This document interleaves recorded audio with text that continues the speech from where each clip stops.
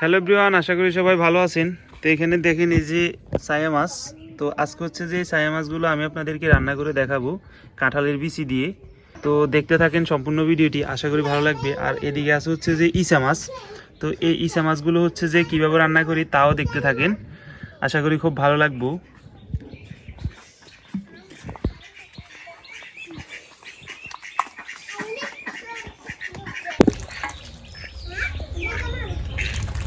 তো এই যে এদিকে হচ্ছে যে ইসা মাছগুলো কুটা শুরু হয়ে গেছে।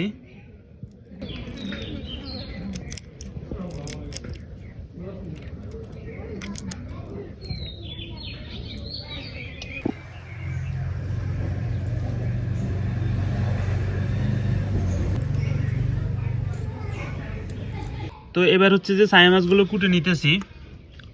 ইসা মাছ কুটা কমপ্লিট। এই যে দেখেন সায়া মাছ কত মোটা মোটা, একটা আছে কত মোটা।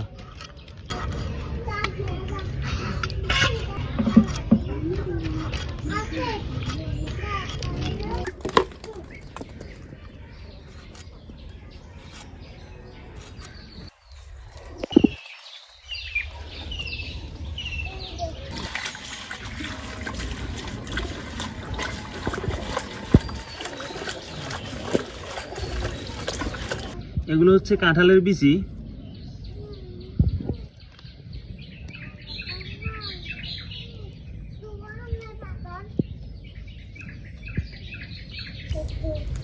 তো এটার হচ্ছে যে সাম্বাটা চুলে নিতে হবে।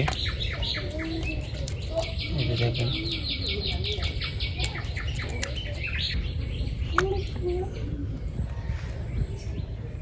কাঁঠালের বিচিগুলো আছে, এগুলো হচ্ছে যে লাল সাম্বা। তো লাল সাম্বাগুলো হচ্ছে যে এইভাবে ডলি ডলি বা হচ্ছে যে ফাঁকার সাথে ডলি, এগুলো হচ্ছে যে উঠে ফেলতে হবে, নাইলে কিন্তু তরকারি লাল হয়ে যাবে।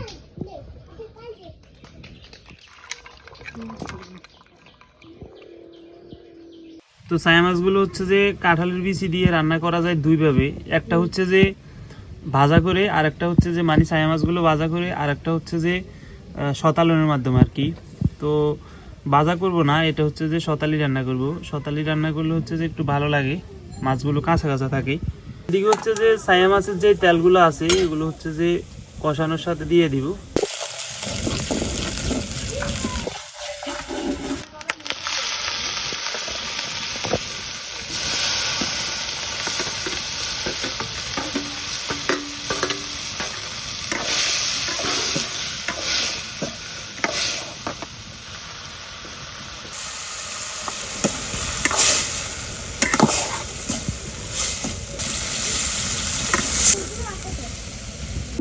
তো এই যে দেখেন এগুলো হচ্ছে কাঁঠালের বিচি। তো এগুলো হচ্ছে যে ভালোভাবে ধোয়ার পর, ওই সময় তো দেখছিলেন লাল, তো ভালোভাবে ধোয়ার পর হচ্ছে যে এখন কালারে আসছে। এরপর হচ্ছে যে এক একটা লাল রয়ে গেছে, এই যে দেখেন এটা কিন্তু হালকা লাল রয়ে গেছে এরপরও। তো এখানে হচ্ছে যে যে কাঁঠালের দানাগুলো আছে এই যে দেখেন। তো এগুলো মাছ তো কষায় রাখছি, ওটা তো আপনারা জানেন বা দেখাইছি। তো এই কাঁঠালের দানাগুলো হচ্ছে যে এখন হচ্ছে যে তেলের উপর দিয়ে দিব।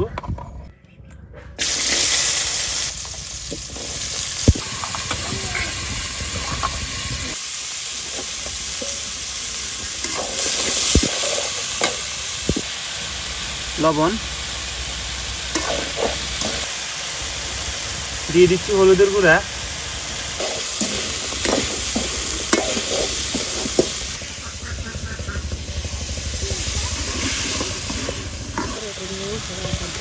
দিয়ে দিচ্ছি পেঁয়াজ কুচি, মরিচের গুঁড়া,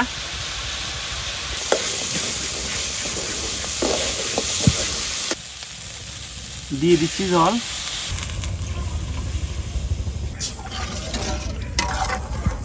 কাঁঠালের দানাগুলো সিদ্ধ হওয়ার মতো পরিমাণ মতো জল দিয়ে দিছি।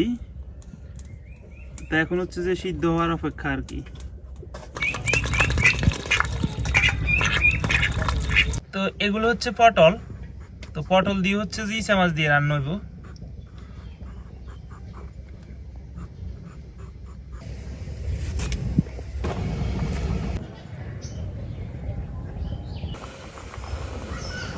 যে কাঁঠালের দানাগুলো সিদ্ধ হয়ে গেছে, তো এখন হচ্ছে যে মাছগুলো দিয়ে দিচ্ছি।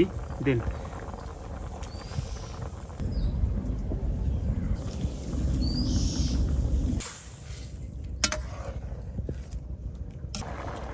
তো দিয়ে দিচ্ছি হালকা রসুন ভর্তা। রসুন কুচির চেয়ে ভর্তা দিলে সবচেয়ে ভালো।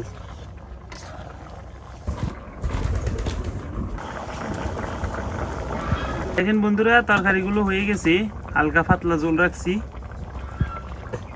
তো এদিকে হচ্ছে যে যে পটলগুলো আছে, পটল আর ইসে মাছ দিয়ে রান্নার কথা, পটল আর ইসে মাছ দিয়ে রান্না করবো। যে এই যে দেখেন, এটা হচ্ছে পটল, এভাবে কুটে নিছি। আপনারা আপনাদের ইচ্ছা মতো কুটে নিতে পারেন। এই পটলগুলো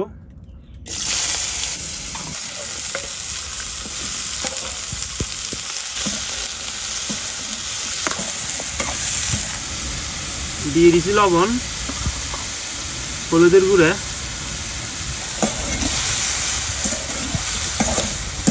দিয়ে দিচ্ছি পেঁয়াজ কুচি,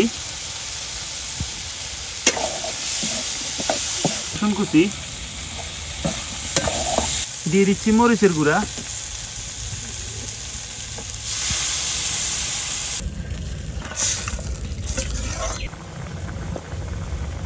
দেখেন যে ইসা মাছগুলো হতালি রাখছি সেগুলো এখন হচ্ছে যে দিয়ে দিব।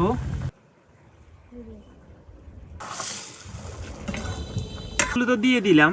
এখন হচ্ছে যে দেখার পালা পটলগুলো ভালোভাবে সিদ্ধ হয়ে আসছে কিনা, আর হচ্ছে যে ঝোলের দিকে আর কি। ঝোল যদি মাখা মাখা করে যেহেতু রাখবো, ঝোল আরো টানি আসলে এরপরে নামাই নিব। যে দেখেন বন্ধুরা, তরকারিগুলো হয়ে গেছে, কত সুন্দর একটা কালার আসছে। যদিও ক্যামেরাতে অনেক কম দেখা যাইতেছে, কিন্তু আসলে অতটা কম না, ঠিক আছে। এটা কিন্তু করিয়ার কারণে এরকমটা লাগতেছে। তো এই যে দেখেন, খাইতে বসলাম। এখানে হচ্ছে যে কাঁঠালের বিচি আর ছায়া মাছ, আর এটা হচ্ছে পটল। তো কোনটা আগে নিতাম? আচ্ছা, এটাই যেহেতু হাতের সামনে, এটাই নিই। হ্যাঁ, একটু একটু খাই, আগে দেখি। হ্যাঁ,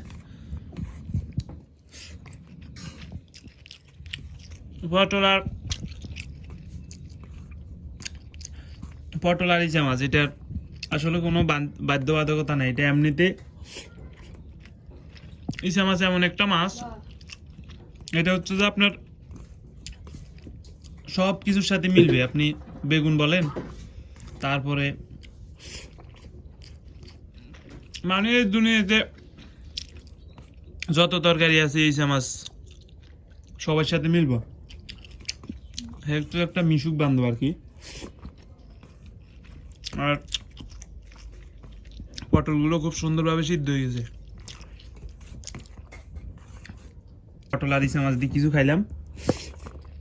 এবার হচ্ছে যে কাঁঠালের বিচি আর ছায়া মাছ লইছি। এটা হচ্ছে ছায়া মাছ।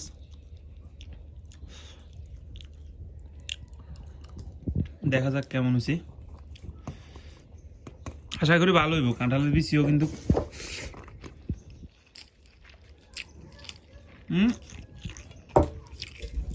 ছায়া মাছের যে তেলটা আছে, খুব সুন্দর একটা ফ্লেভার আসতেছে। আর কাঁঠালের বিচিও খুব সুন্দরভাবে সিদ্ধ হয়ে গেছে। যে কত ভাবছিলাম শক্ত থাকবো, কিন্তু কোনোরকম শক্ত না।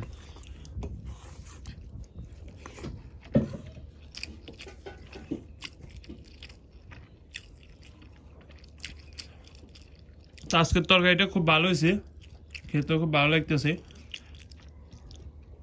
মন চাইলে আপনারা বাড়িতে ট্রাই করে দেখতে পারেন। তো ধন্যবাদ সম্পূর্ণ ভিডিওটি দেখার জন্য। আশা করি সবাই ভালো থাকবেন।